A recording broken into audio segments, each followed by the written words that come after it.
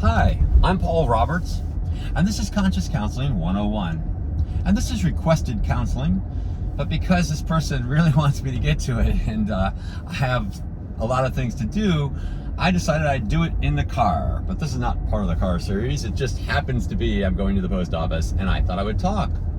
So I've had a lot of requests for counseling lately that are very much in the same vein. And this particular one, I won't read the letter, but it's basically the same. It's like, what's happening to our world?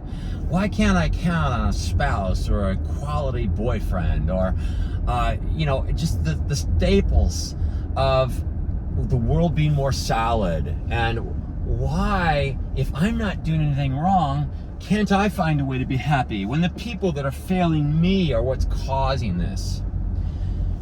And so we have I think you said, 52-year-old, and the husband with some children, girls, very wonderful girls, needed to be divorced because of a long-term other girl. And you can't have a life like that. And if you can't bring them over to realizing what's important in life, you just have to accept that that's like abandonment. It's like maybe you weren't ever married. I don't know. I asked the religious choice, and the person said they've been Catholic and attend church.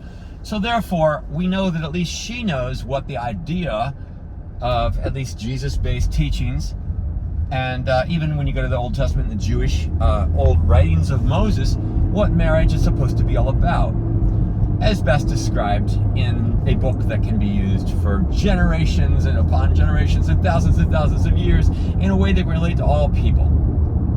But we live in a world now that we are so fragmented, and we're having a great falling away. And this is mentioned even in the Bible too.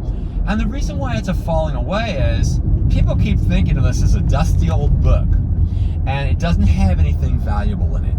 Or use it for your own purposes.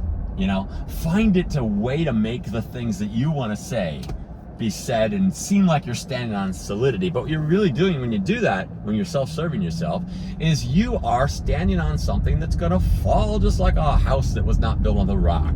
When the rocky storms, when they shake the sand instead of the rock, when the rocky storms come in and bombard things, or the creek or the river rises, it'll be easily have its foundation ripped out from underneath it.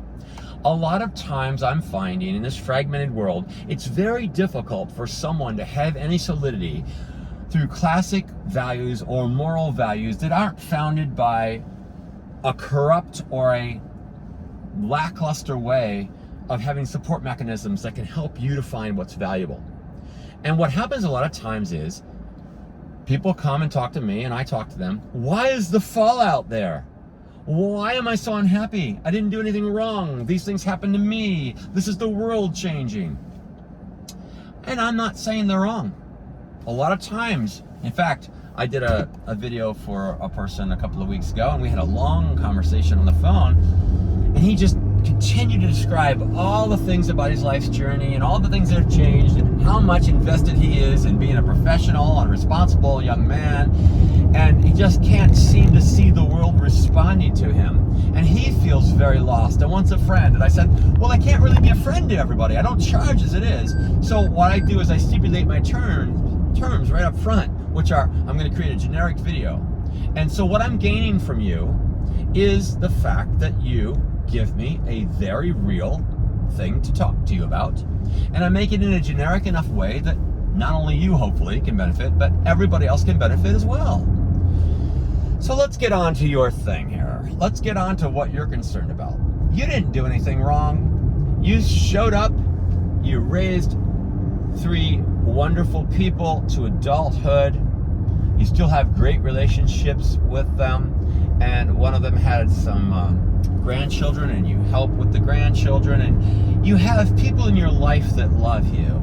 But you realize or feel as though you're still sad because it could have been everything, and it's not. And it's very difficult, even though you're loved and appreciated, to have real adult companionship that has value and where you can reflect off of another person and You can help one another, as if you look at Genesis, which you're probably familiar with, that's what the sexes were made for, as helpmates for one another. And so you're feeling, without a codependency here, codependency can be bad, but the realizing that there's something else that you'd like to have and you were worthy of it, but had it deprived of you because of the circumstances, has caused you to feel only part there. It caused you to have a void in your life, even with all the other things going on in your life. And the fact that one of the girls, even though you have a love and a strong bond and time spent together and welcoming into their family to help with the grandkids, has taken upon themselves to find that they've also divorced and find a better satisfaction. If I understand this correctly, forgive me if I'm off a little bit. Find a better understanding or a satisfaction in another woman of about the same age or maybe older that is a woman. And one of the things that I find in this world today, and you hear about it from the conservative rights and the evangelical, especially in political circles, about, whoa, look at, they are falling apart, they go running after anything, they need us to make laws and legislate morality and say, you shouldn't be doing these things and we know better because we're doing it right. What? For instance, the vice presidential candidate under Trump right now is derogatorily referring to girls that are single as somehow having less because they didn't adapt the whole thing. But you're not one of those. You do have children and the man failed you. They don't ever talk about that because ultimately they're trying to serve their own purposes. But you're unhappy. And you, without being codependent, would like to have the voids that were unreasonably taken away from you fulfilled. And it sounds to me like one of the reasons why you mentioned your daughter and her congregation with this woman or other women is because you think that you might have something that you'd like to share to her where there's a greater value, but you can't really stand on that because your own value's been ripped out from underneath you like a rug, causing you to fall, but you stood back up. You're a strong person, but you realize you're sensitive to the void. And one of the reasons I'm talking to you in the car is I happen to be visiting my daughter for a family college weekend thing. So I really was not able to be in my office or studio and talk to you and have time. And normally if I say, hey, I'm not charging anything, well, I'm gonna go ahead and talk to you, make a video, but can you wait a little bit longer than normal? Normally it'd be okay, but the fact that you contacted me many times and said, hey, maybe you can talk to me on the phone, or hey, when's my video coming, or whatever, that kind of thing. I know there's a lot of scammers out there, and there's a lot of people that you think aren't genuine, and you've had that in your own life with a male, okay? And you probably think, this guy's just one of them. I want you to know that I'm sincere, and I'm real, and I'm genuine, and I care. It just so happened you caught me at a time where I had been on the road. But I care, and I've thought about you. And I've thought about what little you've said. Sometimes I don't get a lot to work with. But I've thought about you. And I'm taking this time right now while I'm tying up loose ends upon my return back to my place where I am at right now. And I'm thinking, what can I do to relate to this person? So I told you recently I've had a lot of requests for this same type of thing. It's almost like we're all a little bit nervous right now because our future life is on edge, no matter who we are. Even if we're happy, everything's going to be changed in 3 weeks. No matter what happens, it's going to be an unruly time, I'm predicting, for months. And we have wars going on in the world, and we could have civil war-like features happening in our country, for all we know. So we're all a little bit more on edge. But somebody that didn't do anything wrong and is sad, and doesn't want to be sad, comes to someone like myself that projects themselves to be a friend or a listening ear or someone that can talk to you. They say, what can you do? What can I do? Okay. Well, first off, I say this to my own family, who are young adults, and I say, you may find things open up for you. You may find a wonderful helpmate. You may not. There isn't a way things have to be to believe that we can be whole. There isn't a way, but as soon as we think that there is, we endanger ourselves. And we only have part of the equation that we think about, and we focus on what we don't have more than we focus on what we do have. And because the general populace or the vibes or whatever keep telling us that we're supposed to have something other than what we have, we're unhappy to the degree that we allow ourselves to be by our perspective not being fulfilled in our own minds in all the different many splendored ways it can be.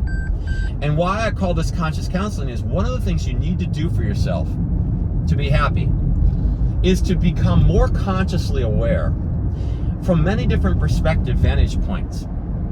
And you can do this and aid yourself every day while you're in this vacuum without the things that you're used to or wished you could have or could be more fulfilling. You can do this. And even if you did it for the rest of your life, you should be able to achieve self-worth and happiness by doing conscious counseling on yourself. Introspection, if you will. Conscious Counseling 101 is just my own term for it. We should all have introspection. We should all be psychologically looking at ourselves and becoming the most healthy, well-balanced, conscious individuals that we can every day of our lives, no matter what our circumstances, in times of happiness or sadness, tragedy, betrayal, all kinds of flaws of humankind that will affect you. You are still the master of your own destiny and your own way of managing your life and your own way of forging a perspective that is healthy for you if you take the time to do it. Now, that said, you could do several things at once. You can think on a conscious basis about how the values of the things you have are more important than the things that you're concentrating on or could allow yourself to be captivated by that you don't have. And I would recommend the entire time from this point forth of listening to this video, if you're hearing what I'm saying, that you look at those things. And I can talk to you further about them if you'd like. But I can't talk to you on a regular basis because one of the things I do is I only take a little bit of time out of my time to also do this because I know not many people ask for help. And so I know if I do it in this way by making generic videos, I can do it for those that do have need and find me without it really detracting from my life. It's like a volunteer basis, but I don't go to an organization. I am the organization. I realize these needs are there, and I put myself in a place that can address them to the few that find me. And I know that if I don't do it, no one else will. So I do. So let me just tell you about some of the things that I did since I talked to these last couple of people, and since you and I even started talking. I watched a show because I was visiting my daughter, and she lives with some roommates, and they watched this show on Netflix, and it's been on for 7 years. I guess it's very successful. And what happens is these people get together in groups. It's a reality TV show, and they go into a pod where they can't see the other person, but they're right next to the other person. And they talk and they delve into anything they want to. It's kind of like the dating game. I think it was a dating game back in the olden days. And you have to decide which one of those people is right for you, but it's a much more upgraded version of the dating game. And by the time they get through these initial meetings with all the people that they're blindly not seeing, but they're able to talk to in any way they want, they're supposed to know that one of these people could be their soulmate, because they say that if one of your senses is taken away, the other senses become larger. So, like, let's say they're blind. I can't remember the name of the show, but you could find it if you wanted to. But I only watched 2 episodes, and I got an idea to talk to you about this. Because they're blind, they're only focusing on the values that they share in common, or kind of doing like an interview process. They're only doing that. And so they're more focused on that than they would be at like a pickup joint or a bar, where the first thing you see is attractiveness of the physical form, and everything else becomes less, especially if you're in a crowded environment that's noisy. Trying to get to know somebody and being taken seriously when all you're doing is at a pickup joint is hard. And if you go to church, you're going to have a different type of people. If you go to other social functions, you're going to have another type of person. But these people, it's amazing, and I know a lot of it is supercharged just because they want to be popular and they want to stay on the show longer and they want to, make it like it could lead to something. Like I was reminded by my daughter that some of them have been married and they're still happy today. So anything's possible, but it is reality TV and we take it for what it is. We laugh, right? I didn't laugh much because I thought it was really pathetic. But my point is, the fact that a show like that can thrive in this day and age just goes to show you that the very real dilemma that you and others have. These are youthful people. They haven't been married mostly. But other people that I've been talking to recently in counseling, this show creator 7 years ago realized that this vibe was going on in this chaotic world of fragmentation. And people desired to have the best for themselves come together and find fulfillment. And so this show focuses on giving them that opportunity, but there's caveats. It's blind. And then eventually some of them are proposing prior to it not being blind. And some go ahead and have the curtain raised and they go and meet each other and then they propose, and some don't propose. And some just do it because they want to stay on the show longer. There's a whole lot of things. But what you're asking, how can you be happy? How can you be fulfilled? How can you be whole? Well, you're familiar with Jesus since you're Catholic. One of the things he said to people when they asked and showed faith, even sometimes they didn't even ask, but they showed faith, like the woman that touched his robe. She knew that she'd be made clean from her infirmities if she only showed the faith to do that, and he didn't even talk to her about it. He turned around, knew that he had been touched by someone because virtue had gone out of him. And a lot of times, not just in that example, but in others, what did he say? He would say something like, now, be whole. And with the woman in the adultery, not trial, but they were going to stone her. And he said, let he who is without sin cast the first stone. What he basically said to her was, okay, now leave your life of sin. Go and sin no more. Your accusers have all left. They're not condemning you, and I will not condemn you either. So now she goes off, and who knows what her life's going to be like. But the point is, Jesus says to be whole. And I'm going to say the same thing to you. Be whole. Think about the conscious things I'm talking to you about and work on yourself every day. Put yourself first. Because you can't become a beacon of light for your daughter or your grandkids or anything else if you're not first everything you can be. In fact, there's a verse you're probably very well familiar with. First, remove the plank from your own eye so that you could be seen carefully to remove the splinter from your brother's eye. This is not a way to just kind of demean you and say, oh, you're restricted, you can't do anything, you shouldn't try. What it means is you have to go to a higher level for yourself to be worthy and capable to help another. So I would say, don't feel sorry for yourself. Find a way to rise consciously. Now, that doesn't mean you're going to be able to help them. It doesn't mean you're going to be able to take the splinter out of their eyes as you see fit. But you may find the splinter as you see it now in their eyes isn't what you will see it once you become whole. So your entire time while you're becoming whole, you can always say, you know what? I'm not needy. I'm not going to be codependent. I'm not going to welcome another not so perfect situation in my life. But I'd like to have someone to share my thoughts with, as I have had, that maybe cares about me more and is more dependable and really, realizes that the value I can give them is the same value I'm looking for from them. And it doesn't have to be a marriage. It doesn't have to be a full-term relationship. It doesn't have to be, you find somebody like that. Now, today there are devices that can help you find that. There are dating and companionship apps. I don't use them. I never have. I really can't speak for them. There are events you can go to. Some of them may turn up nothing. Some of them may turn up losers. Learn to see who they are and avoid them. But occasionally, you'll have some conversation that, oh, well, I went there and I got a little bit out of it. Nobody that I could talk to on a regular basis, but I got a little bit out of it. I went out and assimilated with society. What you can do is you can put little band-aids on like that by looking for it, but not be codependent and not be desperate. Don't be codependent and don't be desperate. Don't say, I'm going to go here, I'm going to make this happen. As soon as you have to make something happen, you're going to take all the infirmities that come with whatever the situation is, maybe blindside yourself or be delusional and not even being aware and not even being whole, and you could find yourself in a worse place than you were before you even started. So I would recommend, on a regular basis, don't use social media for this, go and find places. I don't know where you are. I know you're around where I am somewhere, so there's lots of opportunities here, but there's also lots of losers here, so be wary.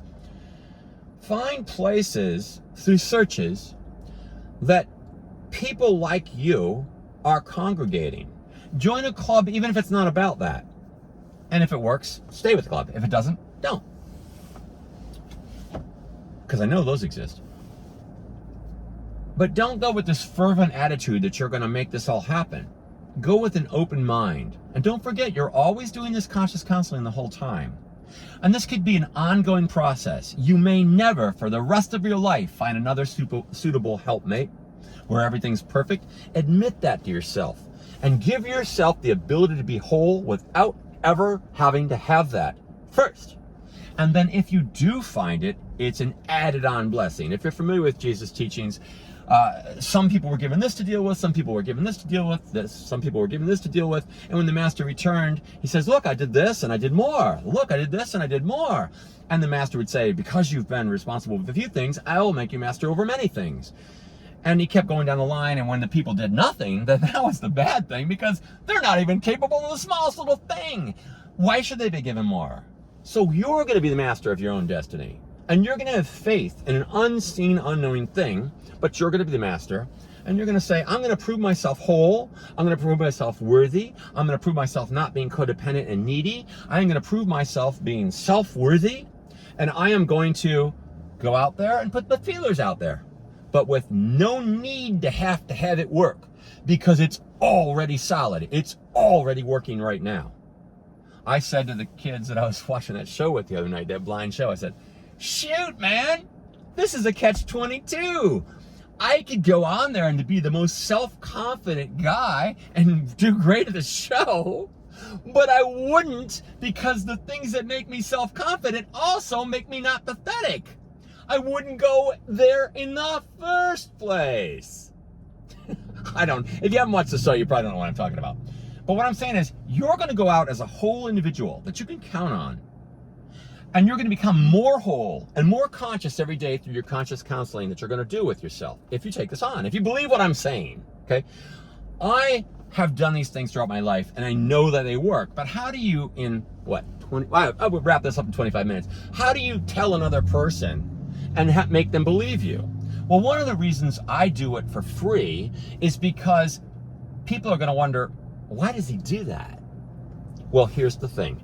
I'm so compassionate about it. I know it's real and it works. Even if the things I have faith in proved to not exist, the fact that I had faith in them has caused me to take this journey.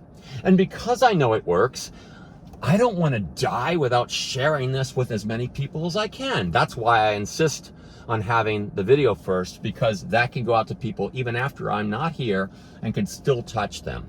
That's the payment. The fact that I'm given a tool that you help me to have is the payment. Hopefully for you, but definitely for others if they should happen upon it. So what I want to leave you with is, you said you wanted to talk on the phone. Tell me first if anything I said here resonated with you. Because I could talk more, but I try to give everything in every single video that you would need so that you could take it from here.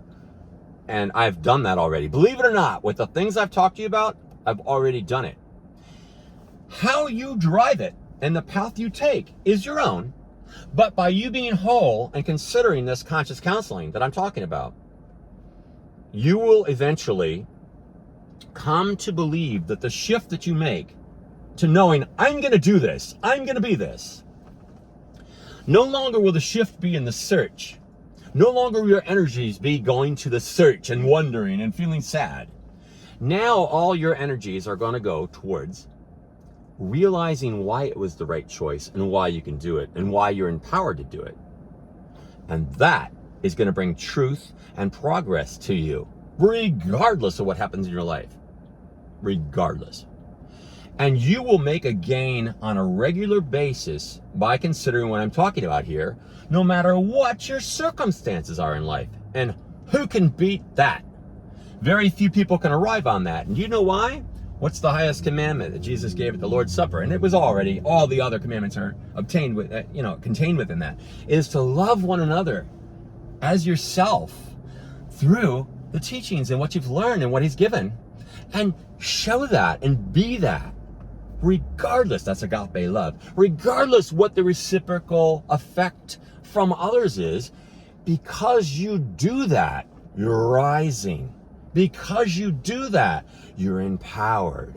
And as you take the energies, knowing that you're doing this, to not be looking and being sad, you then instead take the energies to take the time to show yourself why it's real and valuable. And that you will always have, and that will always grow, and that no one can take away from you. So regardless of what happens, or if you want to talk to me again, or you want to tell me whether anything I talked about touched you at all, it's real. And I do this as a testament to let you know it is. So I hope you got something out of that. And if you'd like to talk further, we can. And anybody else that's listening to this too, I'm available as a friend and a regular natural person, which is increasingly hard to find. Conscious person that's whole, very difficult to find. But that's what I strive for. And if I come off like that, then hey, not only am I striving for it, achieving it, but I'm also communicating it effectively. And that's why I ask you, even if you don't like what I say, let me know, because I'm constantly trying to hone myself. So my communication skills can only be better known to myself by seeing what you get out of it and how you're hearing it. Even if it doesn't apply, because a lot of people don't give me a lot to work with. Even if it doesn't apply, please let me know. Because my goal is to be as effective and whole and reach people so that they don't have to be sad, which was one of the main things you said. Why should you have to be sad? So help me to do that if you would. Thank you very much. And I wish you all the best, and I'll talk more if you'd like. I'm Paul Roberts, and this is Conscious Counseling 101. Now go and know you're whole and spend all your energy showing yourself why you're whole and being whole.